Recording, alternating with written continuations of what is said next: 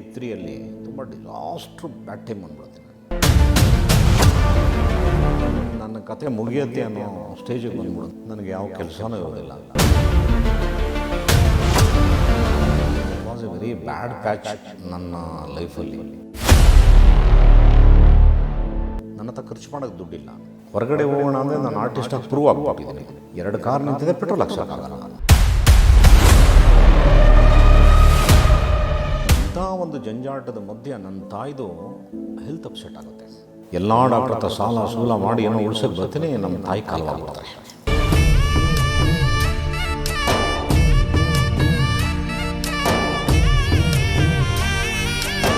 ತಾಯಿಯವ್ರನ್ನ ನೆನೆಸಿ ನಾನು ವಿಷಪ್ರಾಶನ ಮಾಡ್ತೀನಿ. ನಮ್ಮ ತಾಯಿಯೇ ಹೋದ್ಮೇಲೆ ನಾನು ಇರಬಾರ್ದು.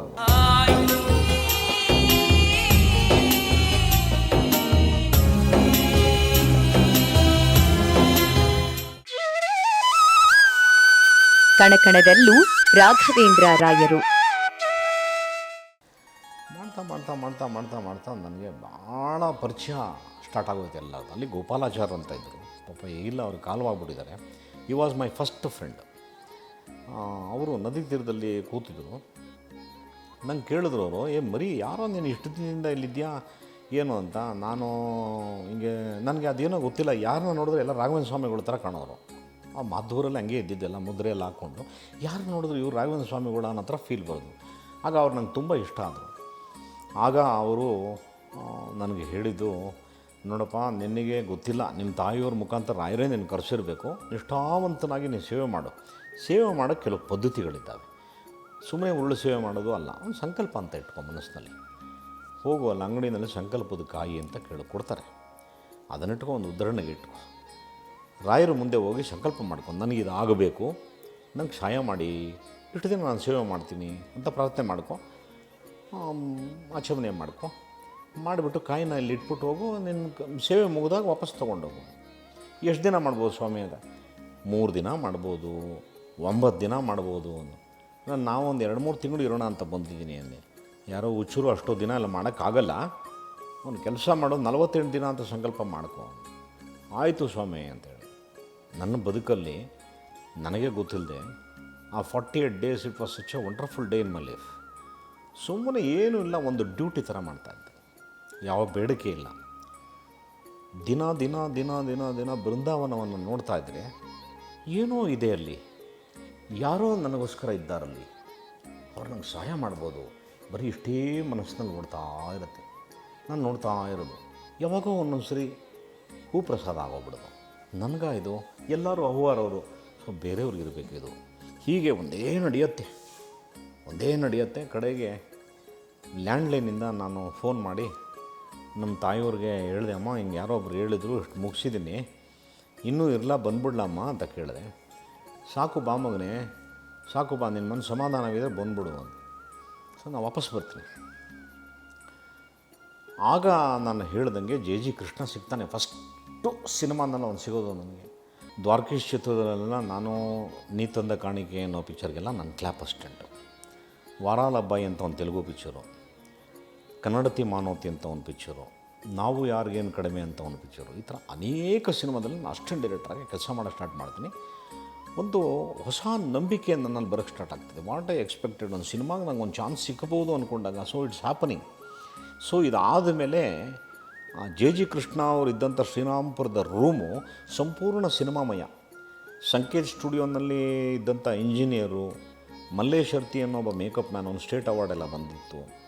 ಈ ಥರ ಎಲ್ಲ ಸಿನಿಮಾದವರು ಇದ್ದಾಗ ಅವರಿಗೆ ಏನೋ ನನ್ನ ಮೇಲೆ ಒಂದು ಅನುಕಂಪ. ಸೊ ನಮ್ಮ ಕಾಂಬಿನೇಷನಿಂದ ಏನಾಯಿತು, ಇನ್ ಡೆಪ್ತು ಸಿನಿಮಾದವರು ಪರಿಚಯ ಆಗೋಕ್ಕೆ ಸ್ಟಾರ್ಟ್ ಆಗ್ತಾಯಿತ್ತು. ಇದಾದ ಮೇಲೆ ಇವರು ಕೆ ವಿ ರಾಜು ಅವರು ನನಗೆ ಪರಿಚಯ ಆಗ್ತಾರೆ. ಅದಾದಮೇಲೆ ನಾನು ತುಂಬ ಕ್ಲೋಸ್ ಆಗ್ತೀನಿ ಅವ್ರ ಹತ್ರ. ಅದಾದಮೇಲೆ ಅವ್ರ ಹತ್ರ ಅಸಿಸ್ಟೆಂಟಾಗಿ ಕೆಲಸ ಮಾಡೋ ಒಂದು ಆಸೆ ಇತ್ತು, ಬಾ ಅಂತ ಕರೆದಿದ್ದಾರೆ. ಬಟ್ ಏನೋ ಒಂದು ಸಣ್ಣ ಮಿಸ್ಅಂಡರ್ಸ್ಟ್ಯಾಂಡಿಂಗ್ ಆಗ್ತದಲ್ಲಿ. ಆದಾಗ ಕೆಲವರು ಅವಾಯ್ಡ್ ಮಾಡಿಸ್ತಾರೆ ನನಗೆ ಒಂದು ಸ್ವಲ್ಪ ಸಿಟ್ಟು ಜಾಸ್ತಿ, ಬೇಡ ಅಂತ ನಾನು ಬಿಟ್ಟು ಬಂದುಬಿಟ್ಟು ನಮ್ಮ ಮನೆಯಲ್ಲಿ ಇದ್ಬಿಡ್ತೀನಿ, ಹೋಗಿರೋದು ಗಾಂಧಿನಗರಕ್ಕೆ. ಒಂದು ಫೈನ್ ಡೇ ಕೆ ವಿ ಜಯರಾಮ್ ಅವ್ರ ಕಾರು ಹೋಗ್ತಾ ಇರತ್ತೆ. ಹೋಗಿದ್ದ ಕಾರು ನಿಲ್ಲುತ್ತೆ, ನಂಗೆ ಜಯರಾಮ್ ಅಂತ ಗೊತ್ತಿಲ್ಲ, ಫಾಸ್ಟಾಗಿ ಹೋಗ್ತಾರೆ, ಗಾಡಿ ನಿಲ್ಲುತ್ತೆ, ಹಿಂದೆ ಬರುತ್ತೆ. ಡೋರ್ ತೆಗೆದ್ರೆ ಕೆ ವಿ ಜಯರಾಮ್ ಅವರು. ಆ ಕಾಲದ ಮಾಸ್ ಡೈರೆಕ್ಟ್ರು. ಅವರು ಈ ಕಡೆ ಏನು ಬರೋದು, ನಮ್ಮನೆ ಕಡೆ ಏನು ಬರೋದು ಅಂತ ನಾನು ಕೈ ಮುಕ್ಕೊಂಡು ಅವ್ರನ್ನೇ ನಿಂತ್ಕೊಂಡು ನೋಡ್ತಾ ಇದ್ದೆ. ನನ್ನೇ ಹೆಂಗೆ ನೋಡಿದ್ರು ಅವರು. ನಾನು ಒಂದು ಸಿನಿಮಾ ಮಾಡ್ತಾಯಿದ್ದೀನಿ ಕಣೆಯ, ಅದರಲ್ಲಿ ತುಂಬ ಇಂಪಾರ್ಟೆಂಟ್ ರೋಲ್ ಇದೆ.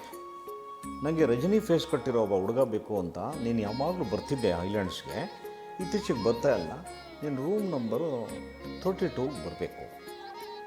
ನನಗೆ ನಿಜನ ಸುಳ್ಳ ಏನು ನಡೀತಾ ಇದೆ ಗೊತ್ತಿಲ್ಲ ನನಗೆ. ನಾನು ಮಂತ್ರಾಲಯದಿಂದ ಬಂದು ಕೆಲವು ದಿನಗಳಾಗಿದೆ. ಆಮೇಲೆ ನಮ್ಮಮ್ಮಗೆ ಹೇಳಿದೆ ನಾನಮ್ಮ ಅಂತ.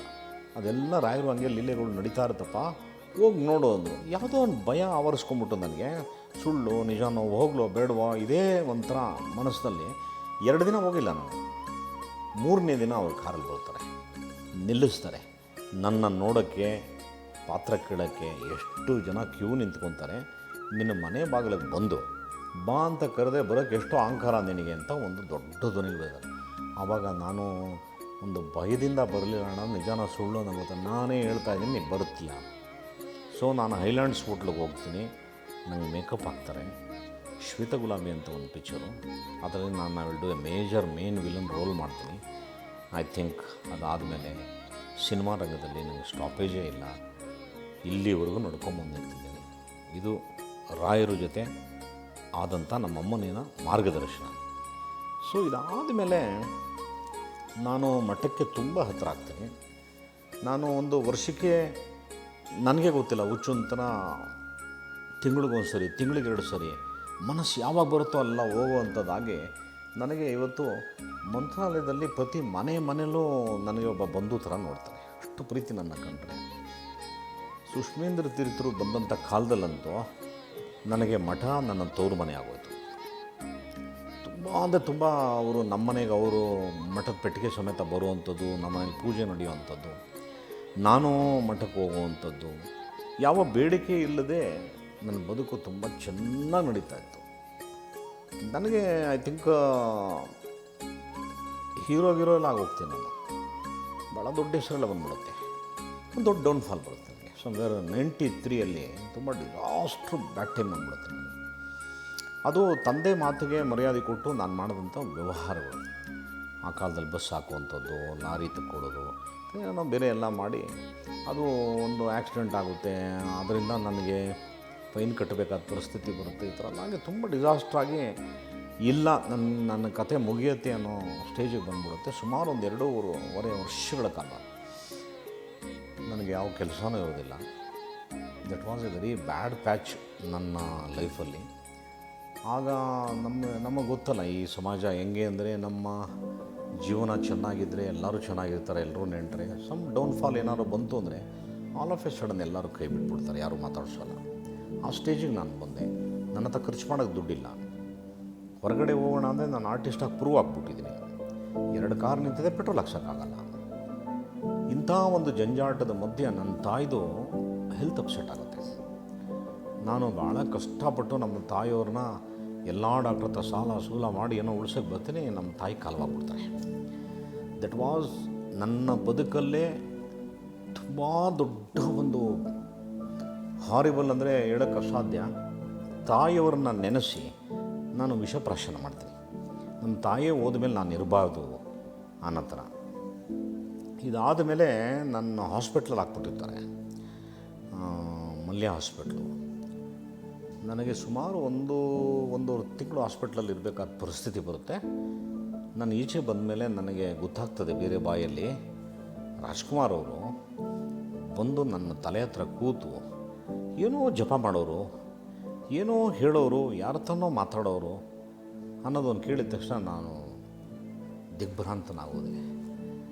ಓಹೋ, ರಾಯರು ಈ ರೂಪದಲ್ಲೇ ಬಂದುಬಿಟ್ರ, ನನಗೆ ಬಂದು ಏನೋ ಒಂದು ಹೇಳಿದ್ರ.